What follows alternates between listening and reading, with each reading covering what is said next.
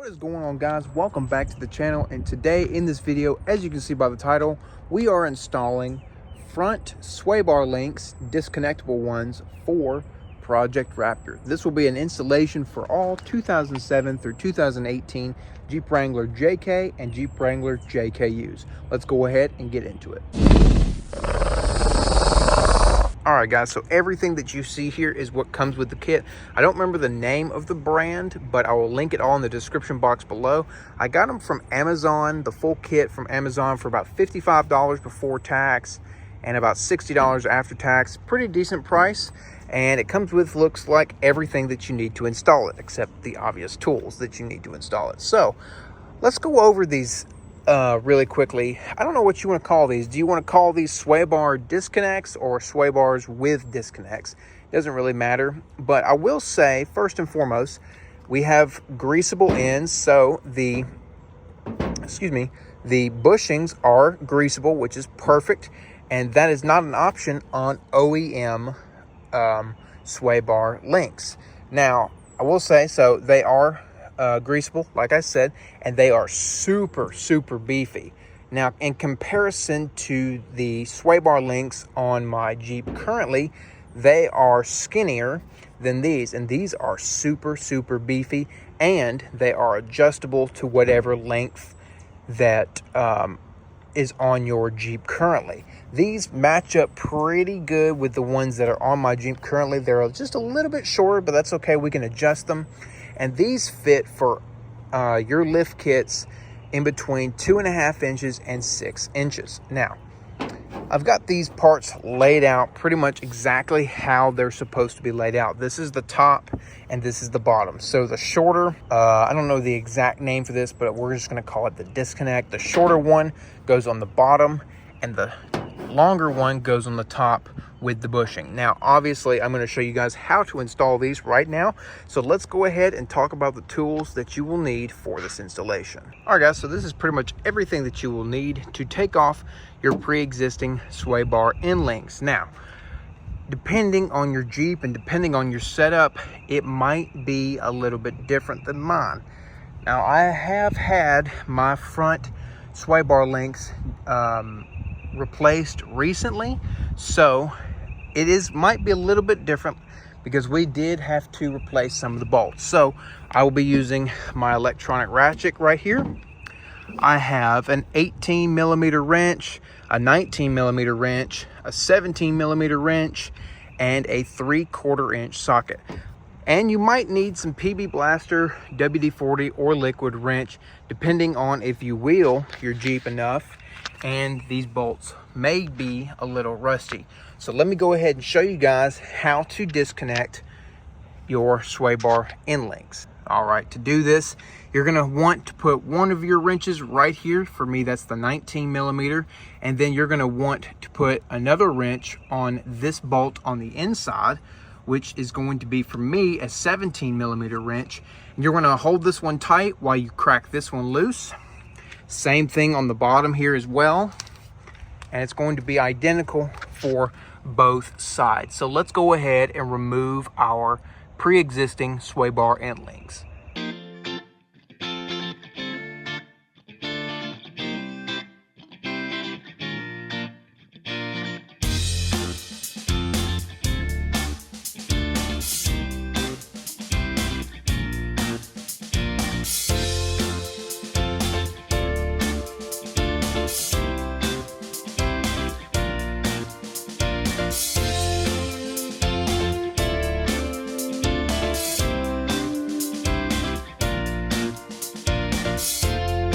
All right, guys, so I got this one kind of loosely figured out and loosely put onto the Jeep. This is the exact spot and the exact way it is supposed to go. So if you guys want to take a screenshot of that, pause the video now and take a screenshot of that if you want to.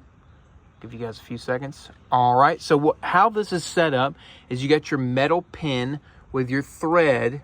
The thread goes on the outside, so towards the inside of the Jeep, and the pin goes on the outside. And then your nut goes on the inside as well. Now, your rubber washer that it comes with goes on the outside of the sway bar, like so. Now, on the bottom, the whole pin goes through the bottom, and the pin goes on the inside of towards the Jeep, and the nut goes on the outside of the Jeep. So like I said, this is how you set it up. I'm going to let you guys pause it if you want to figure it out for yourselves. If not, I'm going to go ahead and show you in the next clip. All right guys, so here we are. On the other side, I got the passenger side all tidied up and ready to go. Now, what we're going to be doing is installing this side. Now, how to do it is you want the nut right here to adjust it, adjust the size of it on the top. Now, you can grease the grease fittings before, or you can grease them after. It does not matter to me. I went ahead and greased mine afterwards. Now, we need the longer side first. We're going to go ahead and take the nut off. Go ahead and stick the side where the pinhole is in.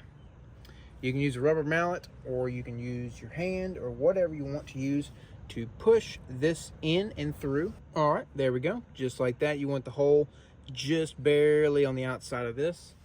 Next thing we want to do is we want to take our pin and go ahead and take your pin and just insert it into the thing and lock it. Oh, that was the wrong side. Let me try that one more time. Just like that. So now your pin is locked and it cannot come out. Same thing with the bottom one. You want to grab the shorter one, remove the nut. Now these nuts that you pull off of these studs, they're the same exact nut, and they don't have to be used for the bottom or the top. They can be used either.